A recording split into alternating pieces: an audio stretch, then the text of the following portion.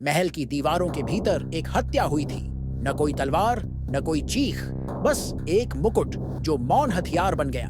और सच उजागर करने के लिए सिर्फ 2 दिन। सूर्योदय से पहले शाही जौहरी मास्टर डोरियन अपने कार्यशाला में मृत पाए गए। उनकी उंगलियां काली पड़ चुकी थीं, आंखें खुली जमी हुई और हवा में कड़वे बादाम की हल्की सी गंध फैली थी।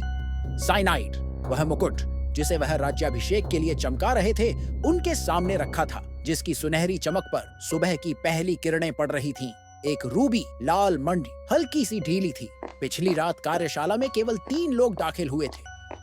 कैप्टन वारिक, शाही पहरेदारों के प्रमुख, लेडी मेरल, शाही कोषाध्यक्ष, और ऑरविन, राजा के निजी लेखक। जासूस जेम्स और डेविड ने अपनी जांच की शुरुआत फौजी बैरक से की। वारिक के संदूक में उन्हें एक लिपटा हुआ पर्चा मिला, मुकुट की अंदरूनी बनावट का नक्शा। उसके जूतों पर सोने की धूल के हल्के निशान थे। वारिक ने दावा किया कि वह राजकीय सुरक्षा की जांच कर रहा था। खजाने में उन्होंने मेरल की हिसाब किताब की किताबें देखी। हर पन्ना पूरी तरह सटीक था, जब तक उन्हें एक किताब औरों के पीछे छिपी नहीं मिली, जिसके आंकड़े काटकर दोबारा लिखे गए थे। सोने के सिक्के गायब थे। उसकी मेज पर रखे एक सिक्कों के थैले के नीचे झूठी तह थी। अंदर एक छोटा शीशी थी, मोम से सील की हुई। ऑरविन के कमरे में उसकी मेज की दराजें असामान्य रूप से साफ थीं, सिवाय एक के। उसके पीछे कपड़े का एक टुकड़ा था, सख्त और काले पाउडर से सना हुआ, वही पाउडर जो रूबी के अंदर पाया गया था। उसकी स्याही की डिबिया में झूठे कागज के नीचे एक और शीशी मिली। वह खाली थी, लेकिन किनारों पर दाग लगे हुए थे। हर संदिग्ध के पास हत्या का कारण और साधन था। जासूस फिर से कार्यशाला में लौटे। इस बार जेम्स ने कुछ लगभग अदृश्य देखा।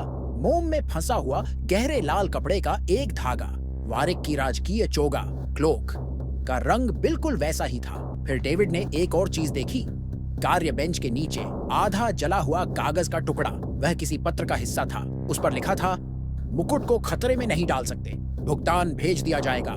हस्तलिपि ऑरविन की रिकॉर्ड से मेल खाती थी।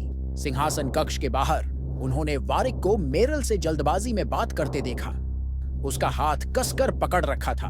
फिर दोनों ने जासूसों को देखकर दूरी बना ली। दृश्य ने और संदेह पैदा किया। क्या वे दोनों साथ मिलकर काम कर रहे थे? सच्चाई तब सामने आई जब जेम्स ने मुकुट को दोबारा देखा।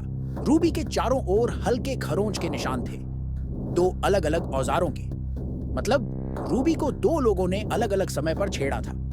असल में मेरल ने रूबी के अंदर हल्का झड़ डाला था, इतना कि राजा को बीमार कर दे, ताकि राज्याभिषेक कुछ दिन टल जाए और वह अपने चोरी किए गए सोने को छिपा सके।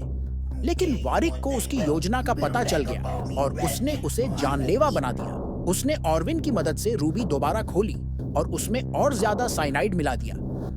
राज्याभिषेक की सुबह महल के पहरेदारों ने वारिक को जंजीरों में बांधकर दरबार से घसीटा और ऑरविन, जिसने स्याही की जगह झर का व्यापार किया, उसे दरबार से निकाल दिया गया।